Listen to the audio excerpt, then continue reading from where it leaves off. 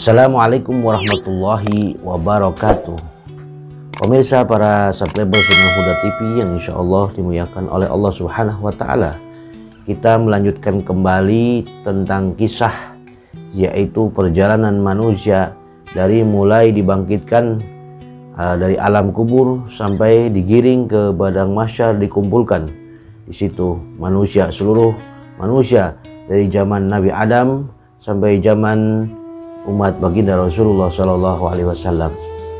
Kemarin di episode yang kedua kita membahas atau mengkisahkan bagaimana ketika manusia sudah berkumpul di padang mahsyar, lalu mereka berjalan kaki, ada yang berjalan dengan wajahnya, ada yang berjalan dengan kedua tangannya, dan juga ada yang naik kendaraan karena amal kebaikannya, karena amal kebaikannya tersebut menjadi kendaraan baginya. Itu sangat beruntung.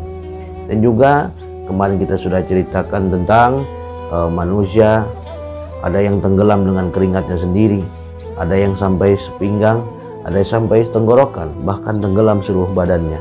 Itulah kisah nanti yang akan dialami semua manusia. Tapi insya Allah bagi orang-orang yang beriman kepada Allah, yang menjalankan ketaatan kepada Allah, insya Allah akan mendapatkan keselamatan.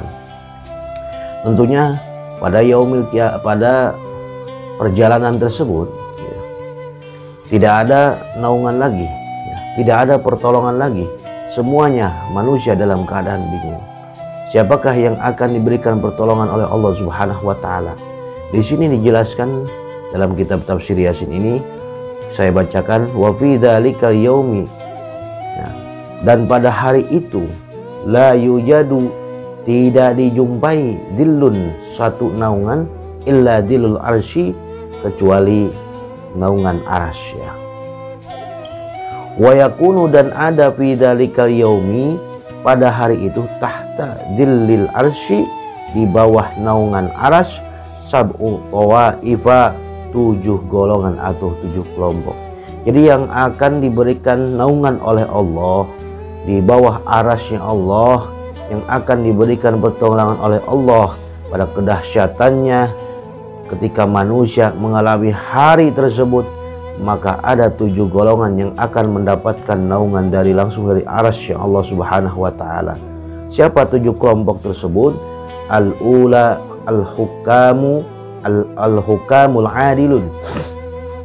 Yang pertama al-ula al-hukamul adilun, yaitu hakim yang adil.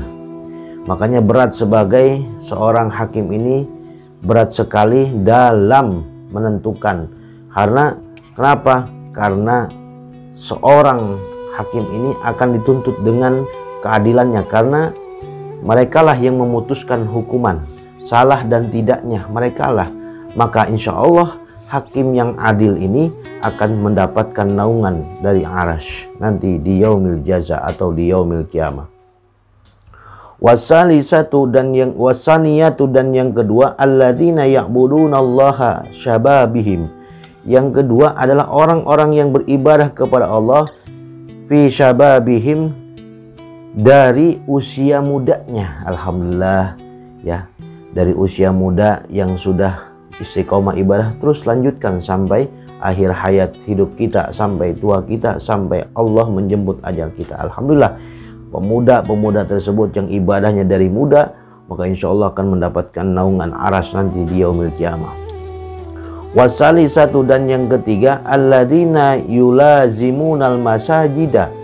Yang ketiga adalah orang-orang yang melazimkan, yang membiasakan al-masajida, berangkat melazimkan aktivitas ke masjid-masjid, menuju sholat berjamaah 5 waktu, ataupun itikaf di masjid, ataupun membaca Al-Quran, tadarus, zikir, dan lain sebagainya di masjid.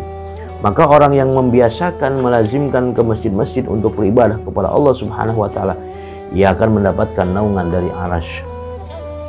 Warabi'atu, dan yang keempat, al-mutahabbuna fillah. Yang keempat ini orang-orang yang mencintai karena Allah. Ya. Wal khamisatu, dan yang kelima, alladzina ya'udduna shadaqatihim ay huquqallahi ta'ala.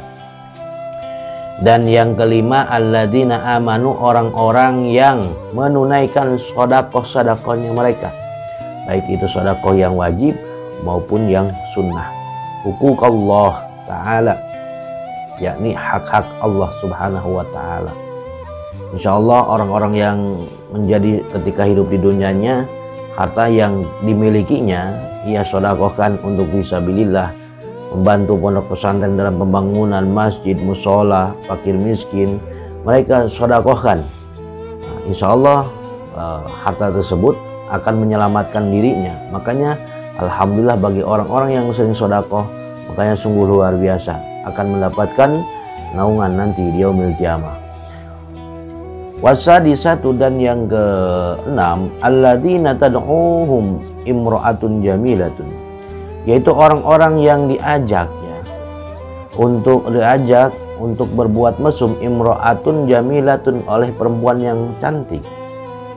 Wa yakhafunallaha ta'ala, namun mereka takut kepada Allah.